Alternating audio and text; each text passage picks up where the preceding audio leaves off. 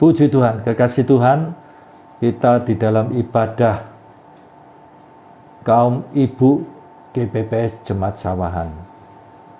Ibadah ini dibuka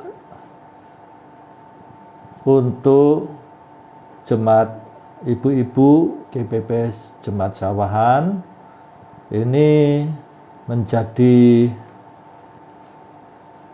satu visi dari pemimpin kaum ibu GPPS Jemaat Sawahan, yaitu Ibu Tejo. Ibu Tejo ini terbeban untuk bisa menyampaikan firman Tuhan kepada kaum ibu sesuai keberadaan ibu-ibu di dalam kehidupan sehari-hari. Di dalam masa COVID ini tentunya juga di dalam pergumulan. Ibu-ibu, suaminya, putra-putri, bahkan menantu, mungkin juga cucu yang sudah besar, tentunya menjadi pergumulan juga. Nah, disinilah Ibu Tejo, pemimpin kaum ibu, terbeban untuk bisa menyampaikan firman Tuhan, hamba-hamba Tuhan, supaya warga kaum ibu dibekali firman Tuhan dan bisa mendapat kekuatan. Puji Tuhan, mari kita berdoa. Bapa Surgawi, pada saat ini ibadah kaum ibu, betapa pentingnya peran ibu di dalam keluarga, dan saat ini firman Tuhan disampaikan melalui media sosial. Firman Tuhan ini bisa memberikan inspirasi, kekuatan, memberikan penghiburan, memberikan iluminasi, pencerahan di dalam menjalani kehidupan di mana dalam wabah COVID-19 ini, di dalam seluruh aspek kehidupan setiap pribadi dan keluarga, dampak yang dinyatakan bisa ditanggulangi dengan firman Tuhan, dengan Tuhan, bersama Tuhan. Kami akan melakukan perkara-perkara yang besar. Terpujilah Tuhan di dalam nama Tuhan Yesus Kristus. Amin. Puji Tuhan, kekasih Tuhan, para ibu-ibu, kita akan merenungkan satu kebenaran firman Tuhan tentang hati Maria. Kita membaca dalam Injil Lukas pasal 1, kita membaca ayat 28 sampai dengan 30. Ketika malaikat itu masuk ke rumah Maria, malaikat itu berkata, malaikat Gabriel, "Salam, hai engkau yang dikaruniai, Tuhan menyertai engkau." Maria terkejut mendengar perkataan itu, lalu bertanya di dalam hatinya, "Apakah arti salam itu?" Kata malaikat itu kepadanya, "Jangan takut, hai Maria, sebab engkau beroleh kasih karunia di hadapan Allah." Puji Tuhan, kekasih Tuhan, kita lihat di sini, Maria dikunjungi oleh malaikat Jibril. Malaikat ini, malaikat Gabriel ini, memberikan salam. "Salam, hai Maria yang dikaruniai, Tuhan menyertai engkau." Nah, ini kata yang sangat dalam dan bermakna ya. Salam, hai Maria yang dikaruniai, Tuhan menyertai engkau. Tuhan beserta engkau. Kalimat ini seringkali saya gunakan di dalam kehidupan sehari-hari, ya, di dalam bertemu dengan teman-teman, Tuhan beserta, di dalam doa, Tuhan beserta, di dalam SMS, di dalam WhatsApp, saya juga menulis Tuhan beserta saudara sekeluarga, ya, karena ayat ini, ya, pada umumnya banyak yang menulis Tuhan memberkati saudara, Tuhan memberkati engkau, Tuhan memberkati, ya. Sampai-sampai di WA, di SMS, ya.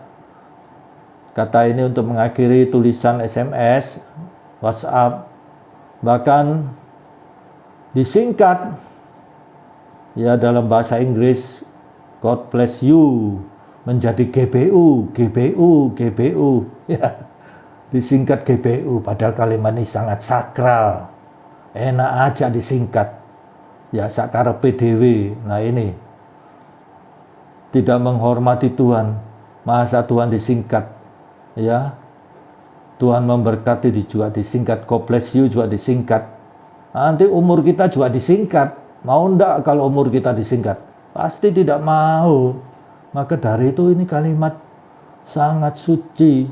Karena apa? Lihat, malaikat Gabriel ini mengatakan, salam hai Maria yang dikarunia, Tuhan menyertai engkau. Maria terkejut mendengar perkataan itu, sampai terkejut. Ya, kalau di pertemuan antar sahabat, antar keluarga, GBU, udah ada terkejut sampai cengengesan, ya, GBU, di SMS, di WhatsApp. Padahal lihat, ini sampai Maria terkejut, ya. Dan lihat, Tuhan beserta, sebab Maria beroleh kasih karunia di hadapan Allah. Nah, ini berita yang disampaikan Gabriel. Sesungguhnya engkau akan mengandung dan akan melahirkan seorang anak laki-laki, dan engkau hendaknya menamai dia Yesus. Berita tentang Yesus. Nah, ini. Nah, kalau kita lihat, saya lihat juga di WA group, ya, juga beberapa orang kalau kasih renungan, kasih ayat-ayat, kasih kata-kata dari firman Tuhan yang dia kutip, kemudian pendapatnya, pandangannya, ya, tafsirannya, ya, firman Tuhan itu sudah jelas ditambah tafsirannya, ya, kemudian GBU, nah, berarti perkataannya lebih sakti daripada GBU-nya, ya. Nah, ini kita lihat, dikatakan, ya, berita tentang Yesus Kristus, dan kita perhatikan, ya, begitu sangat-sangat pentingnya. Lihat, malaikat Tuhan mengatakan, Gabriel ini, Tuhan beserta Maria, ya, malaikat tidak mengatakan GBU Maria. Maria terkejut mendengar perkataan itu, lalu bertanya di dalam hatinya. Nah, ini. Padahal kalimat yang sangat sederhana. Perhatikan, simak, telisik. Salam hai Maria yang dikarunia Tuhan, Tuhan menyertai engkau. Nah, lihat. Tuhan beserta engkau. Ya. Di sini sampai Maria itu merenungkan, ya, dimengerti, disimak, ditelisik sampai dalam hati. Nah, ini jelas Tuhan besertamu, itu satu kalimat yang sangat dalam. Jangan kita main-main dengan kalimat ini. Jangan kita singkat-singkat, ya. Nanti kita disingkat bagaimana nanti? Ya. Apa yang kita tabur akan kita tuai. Ini Tuhan beserta kita loh. Umumnya Tuhan memberkati. Orang senang berkat. Tapi kalau Tuhan beserta kita, ini keseluruhan apa yang ada pada Tuhan. Bahkan diri Tuhan sendiri beserta kita. Kalau berkat, ya. Tetapi ini Tuhan sendiri. Ya, dialah. Sebagaimana Yohanes pasal 10 ayat 10b. Firman Tuhan katakan apa? Yesus datang. Supaya kita mempunyai hidup. Mempunyai hidup ini saja begitu dalam.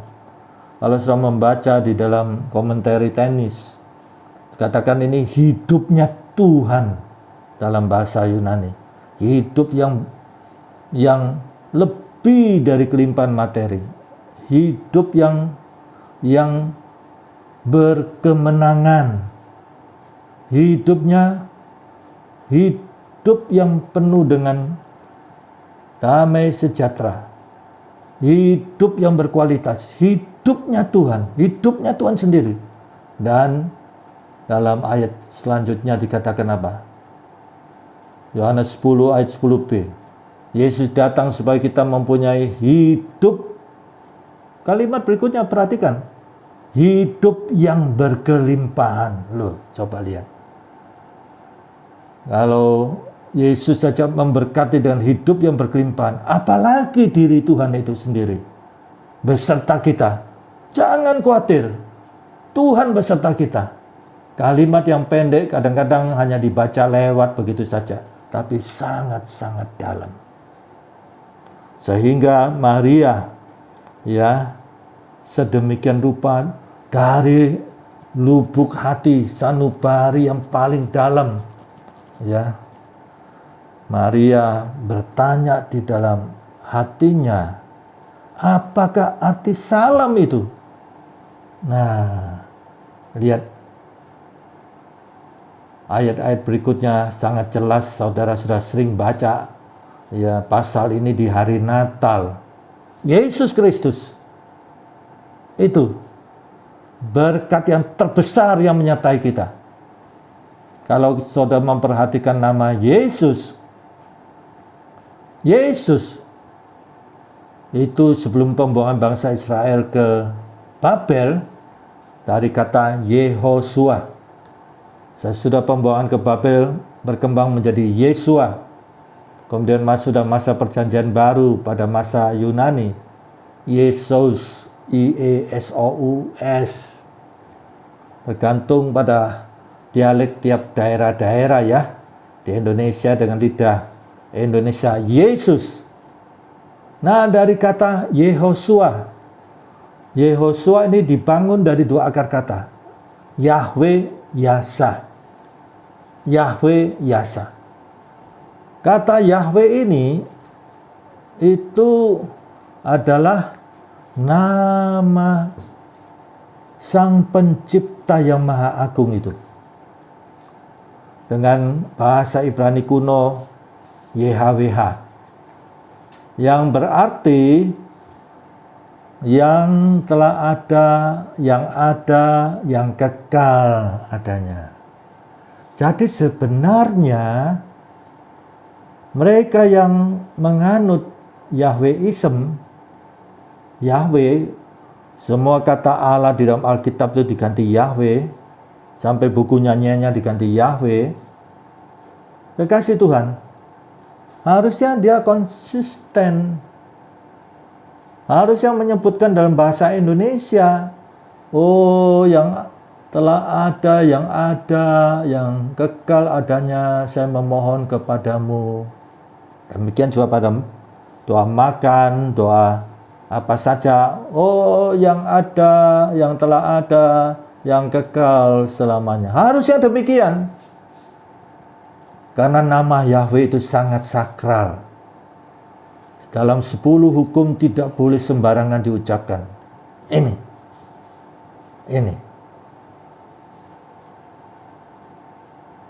Ada orang Indonesia